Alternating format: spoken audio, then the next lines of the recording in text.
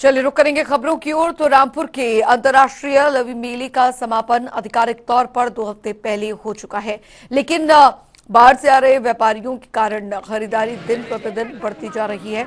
लवी मेले को सट्टाबाजों ने अपना गढ़ बना लिया है। स्टॉल महंगे होने के कारण व्यापारियों को काफी मुश्किलों का सामना करना पड़ रहा है।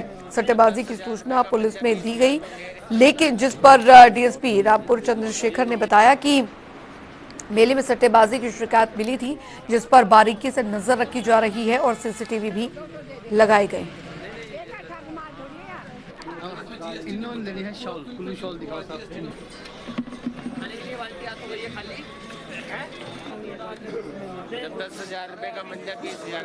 हजारों किलोमीटर दूर यहाँ आते हैं, हमें प्लॉट बड़े महंगे मिलते हैं, कोई गवर्नमेंट हमें सुविधा नहीं देती।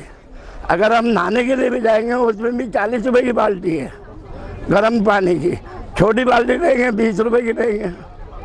तो सर प्लॉट भी महंगे हैं, फिर प्रशासन इस बात का ध्यान नहीं देता। ये हजारों किलोमीटर दूर के ब्लैक मेलिंग नहीं होनी चाहिए। देख लो 10 रुपए का इतना ज्यादा पानी दे रहे हैं। एक जग पानी 10 रुपए का। हाँ जी, देख लो जी आप। जो हमने देखा सड़कों में सट्टेबाजी बहुत चल रही है। सट्टे मीन्स वो जो गिट्टियाँ लगती है, 3-3 गिट्टियाँ, वो लोगों को जो हमारे गांव से आ रहे यहाँ व्यापार, ये जो कुछ साजो सामान यहाँ से खरीदना है लवी से, तो उनको जो है लूटा जा रहा है। जो हमारा प्रशासन सोया हुआ है और पुलिस विभाग जो है मिला अपनी तरफ से भरपूर कोशिश कर रहे हैं। जैसे हमने सिविल प्लेन क्लोथ में अपने ऑफिशियल्स को लगाया है और जो टाइमली एटलीस्ट 7-8 टाइम्स दिन में जो चेक करते हैं जाके।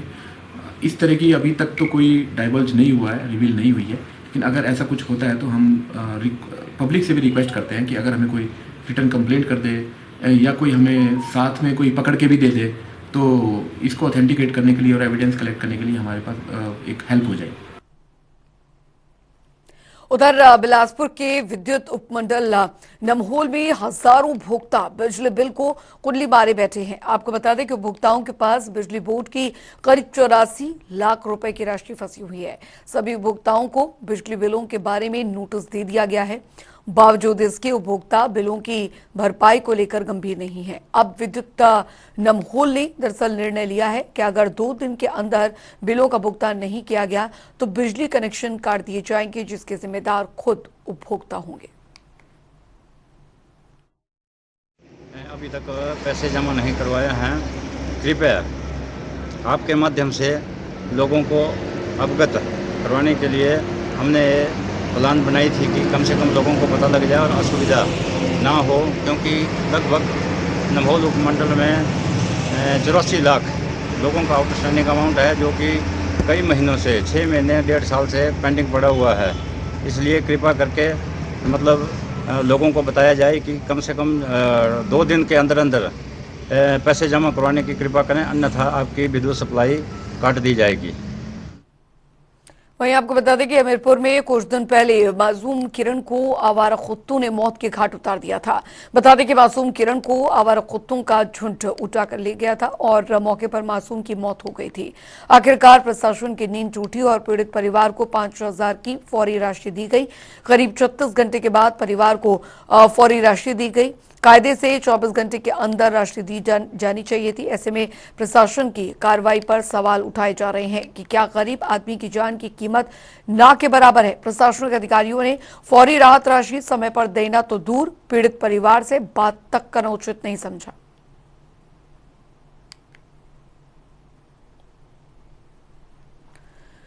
उधर सिरमौर जिले में सड़क दुर्घटनाएं रुकने का नाम नहीं ले रही हैं। जिले में हर साल लोग सड़क दुर्घटनाओं में अपनी जान गंवाते हैं और सबसे ज्यादा युवा वर्ग सड़क दुर्घटनाओं का शिकार हो रहा है।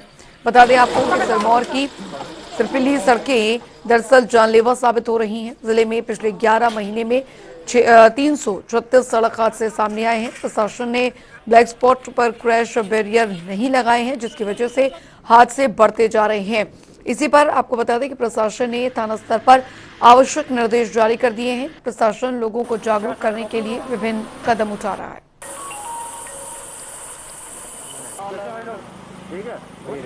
दुर्घटनाओं को रोकने के लिए और जान माल का जो नुकसान होता है जनता का, उसको रोकने के लिए सिरमौर पुलिस सजग है। अभी पिछले दिनों में हम देख रहे हैं कि यहाँ काफ़ी रेगुलर ऐसे अंतराल पे एक्सीडेंट्स होते रहते हैं।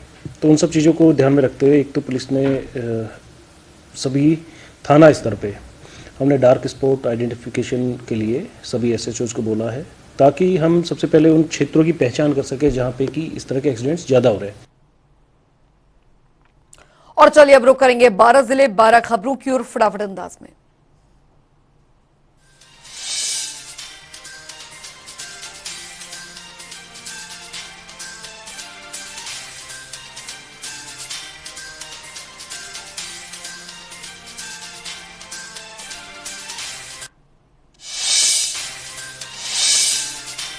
हमीरपुर में स्ट्रांग रूम के बाहर कांग्रेस के तंबू लगाए जाने पर कांग्रेस महासचिव मनजीत सिंह डोगरा ने बीजेपी के सवालों पर पलटवार किया। कहा, तंबू लगाए जाने से बीजेपी को आपत्ति नहीं होनी चाहिए। ईवीएम की सुरक्षा को लेकर बीजेपी कुछ भी कर सकती है, जिसके चलते कांग्रेस कार्यकर्ताओं ने ईवीएम स्ट्रांग रूम के बाहर तंबू लगाए गए हैं।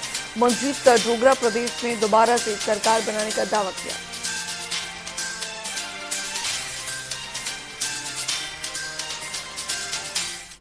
अपनी ईवीएम की प्रोटेक्शन कर रहे हैं और बाहर गेट के बाद तंबू लगा कर बैठे हैं, तो उसमें उनको क्या आपत्ति है? ये तो हमारा राइट है। अपने जो वोट ईवीएम में डाले गए हैं लोगों ने, हमें विश्वास नहीं है बीजेपी के ऊपर। उनकी जो कार्यशैली है, उनकी जो कार्य प्रणाली है, उसके ऊपर जो है हमें संदेह है। तो उस संदेह को मद्देनजर रखते हुए जो है हमने ईवीएम के ऊपर अगर हमारे जो लोग जो है वहाँ दिन रात जो तंबू लगा कर बैठे हैं, उसमें भारतीय जनता पार्टी को आपत्ति नहीं होना चाहिए। हमीरपुर में प्रेस वार्ता के दौरान कांग्रेस के कार्यकारी अध्यक्ष कुलदीप पठानिया ने दरअसल बीजेपी पर जमकर निशाना साधा है। पठानिया ने कहा, बीजेपी को कांग्रेस का फोबिया हो गया है। उन्होंने कहा कि महंगाई और बेरोजगारी पर बात करें तो बीजेपी नेता कांग्रेस को दोषी ठहराते हैं। फोबियाग्रस्त बीजेपी 5 साल में अपना रिपोर्ट कार्ड नहीं दिखा पाई। चुनावों के वक्त इन्होंने ऐसे वायदे कर देने, 2 करोड़ नौकरियों का उनका कुछ नहीं किया है, 15 लाख का कुछ नहीं किया है। हर चुनाव में पिछला जो आपका रिपोर्ट कार्ड है उस पर इम्प्लीमेंटेशन कितनी हुई है वो देखा जाता है। लेकिन इस बारी इस जो आज वर्तमान सत्ता में सरकार है, इसका कोई पिछले चुनाव का कोई आगे हिस्सा नहीं बोला जाता है कि हम ये करके आए हैं, विकास करके आए हैं। अब कौन सा विकास किया है? आज महंगाई चरम सीमा पे है। शिमला में 70% ऑक्यूपेंसी के बावजूद भी छोटे कारोबारियों के चेहरे पर मायूसी छाई हुई है। 15 दिसंबर के बाद विंटर सीजन शुरू होने की संभावना है। वहीं शिमला आ रहे सैलानी कुफरी, फागू, नालदेहरा, नारकंडा का रुख कर रहे हैं, जिससे कि छोटे व्यापारी नाखुश हैं। घोड़े चलाने वाले लोगों का कहना है कि स्थानीय लोगों की वजह से पालन पोषण कर रहे हैं। ऊंट सवारी पहले की पहल संख्या में इस बार बहुत कम हो गई है। साल हो गया और काम तो हमारा ऐसे ही है, मतलब चलता तो है। कभी कभी मतलब जैसे मतलब टूरिस्ट यहाँ बढ़ जाता है शिमला में, तो हमारा मतलब खर्चा पानी जो है मतलब अपना रोजी रोटी चला हुआ है। वो कोरोना का मतलब संकट चला, इसमें हमारे को मुश्किल हो गया था थोड़ा। अब ज़रा सुधार हो रहा है सर। सुनने में तो यार है कि होटल तो सारे बुक है, पर यहाँ तो मेरे को कोई टूरिस्ट दिखते नहीं है, क्योंकि लोकल है। इस टाइम सारा हमारी गाड़ियाँ सारी खड़ी है। अभी तो काम ऐसे चल रहा है, बिल्कुल काम नहीं चल रहा है हमारा। और टूरिज़्म के ऊपर ही है। भगवान की ऐसे सेब भी इस बार हमारा बहुत अच्छा हुआ। और अगर लोग बात हम करते हैं टूरिज़्म की, तो मौसम बहुत बढ़िया है शिमला का और पूरे हिमाचल का। हम देख रहे हैं कि सारी टूरिस्ट काफ़ी मात्रा में आ रहा है। मैं भी एक छोटा सा B&B चलाता हूँ, बुकिंग भी काफ़ी मात्रा में आ रही है। इससे केवल होटलियर्स को ही बिजनेस ही नहीं है, जब ये टूरिस्ट बाहर से आते हैं, हमारे टैक्सी वाले भाइयों को, हमारे फोटोग्राफर्स को, हमारे जो गुड्स वाले हैं और जो स्थानीय छोटे छोटे दुकानदार हैं, फॉर दैट मैटर जो हाईवे पे भी जो हमारे छोटे ढाबे हैं, दुकानें हैं, सबको कारोबार काफ़ी मिलता है। गर्मियों में तो अच्छा टूरिस्ट यहाँ आता है, लेकिन आजकल का जो समय है, इस समय में टूरिस्ट बहुत कम है। तो काम कम ही रहता है फोटोग्राफी का, तो आपको पता ही है काम तो ख़त्म हो चुका है। पर यह है कि जैसे शिमला में होटल्स वगैरह है, उनकी काफ़ी सारी बुकिंग हो चुकी है। शायद इसी को देखते हुए ये चीज़ बोलते हैं, बाकी हमारा तो उतना है नहीं।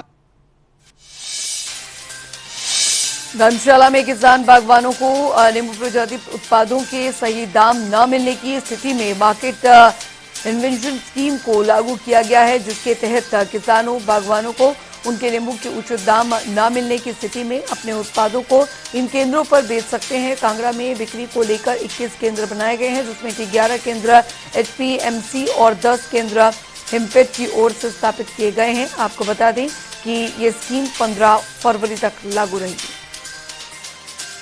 देश की आर्थिकी में बागवानी का एक महत्वपूर्ण रोल है और इसी के मद्देनजर सरकार द्वारा बागवानी और बागवानों के उत्थान के लिए कई योजनाएं चलाई जा रही हैं।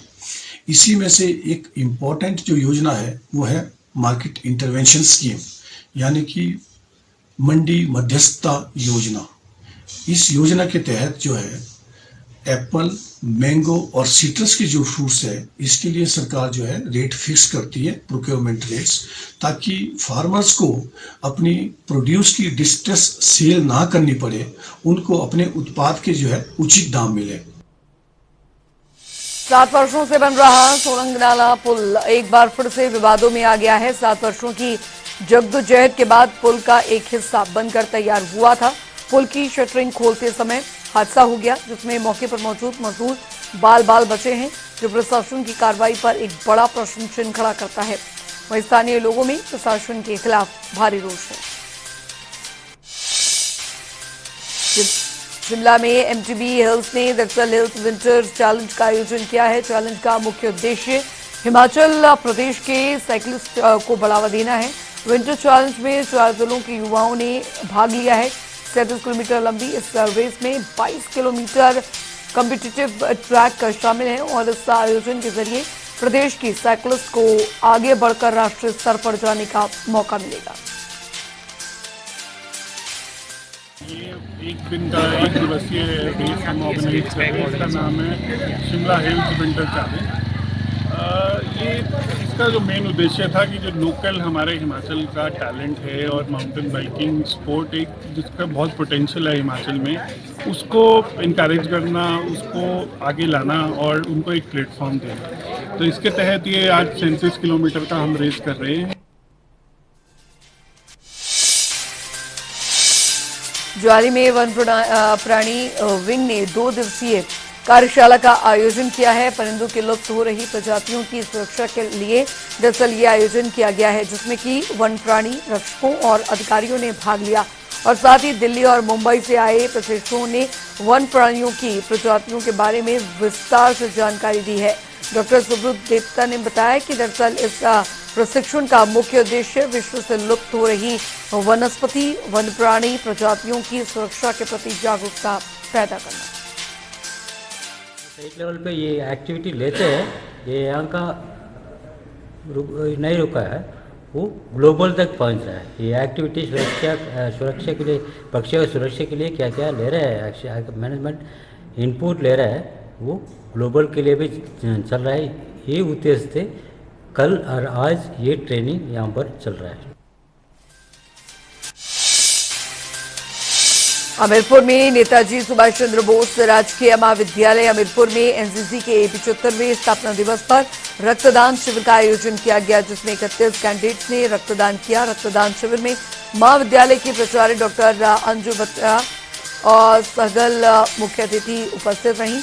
उन्होंने कहा कि एनसीसी कैडेट एक अनुशासित संगठन होने के साथ ही सतत राष्ट्र सेवा के प्रति समर्पित रही है। देश भर में एनसीसी द्वारा रक्तदान शिविरों का आयोजन किया जा रहा है। इसी कड़ी में महाविद्यालय में भी रक्तदान शिविर आयोजित हो रहा है।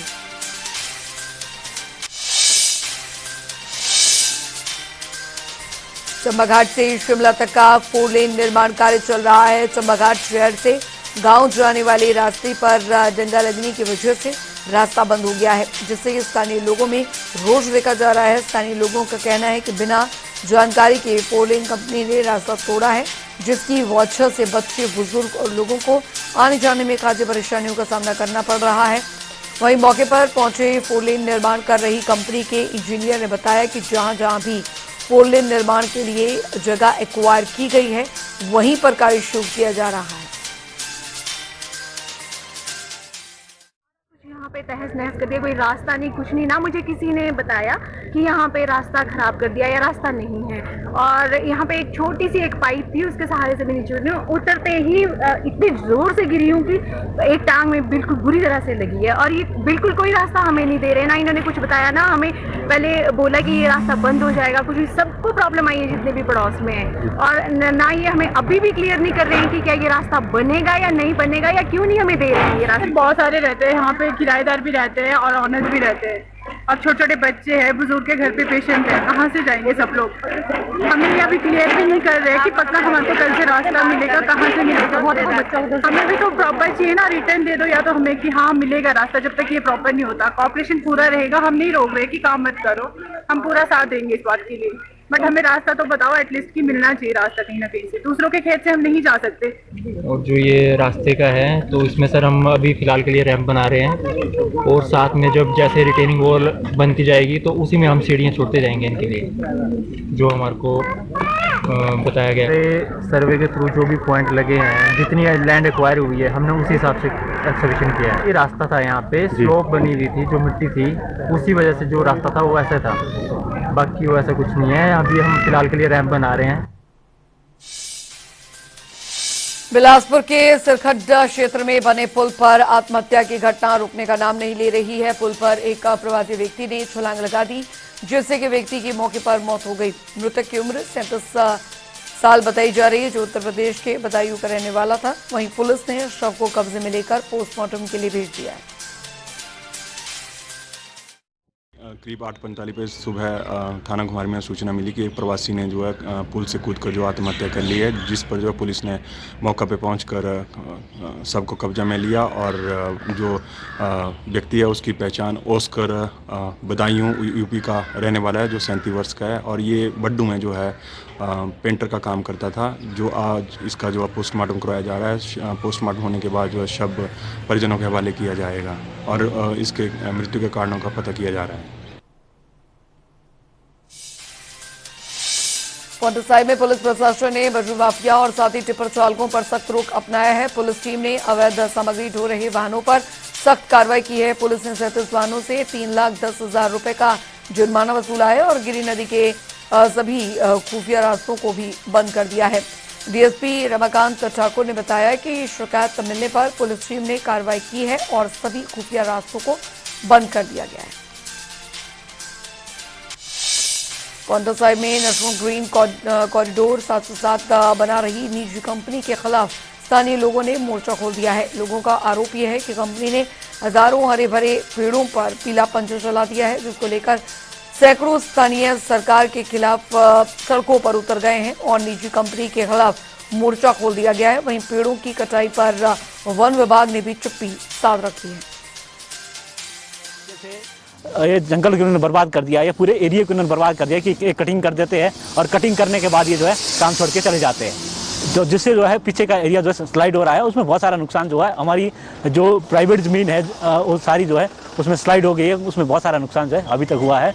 हम यही गुजारिश करना चाहते हैं कि हमें सड़क से कोई जो है नुकसान नहीं है, बेनिफिट है। हम सरकार का पूरा सहयोग भी कर रहे हैं, लेकिन अगर जो है हमें हमारी रोजी रोटी के ऊपर बात आ जाएगी तो हमें मजबूरन जो है आंदोलन के और अग्रसर होना पड़ेगा। हमारे रास्ते वो सारे ख़त्म कर दिए हैं, और हमारा जो गिन्नौर में रोड था वो भी सारा ख़त्म हो गया है, और बाकी जंगल का हमारा कोई हज़ारों पेड़ का नुकसान हुआ है, और जितनी भी सारी प्रॉपर्टी है वो रोड बना के पीछे वाले की प्रॉपर्टी चाहे 10 बीघा है चाहे 20 बीघा है वो ख़त्म हो जाए रोड के चक्कर में। इसमें भी कोई प्रावधान नहीं दे रही है कंपनी।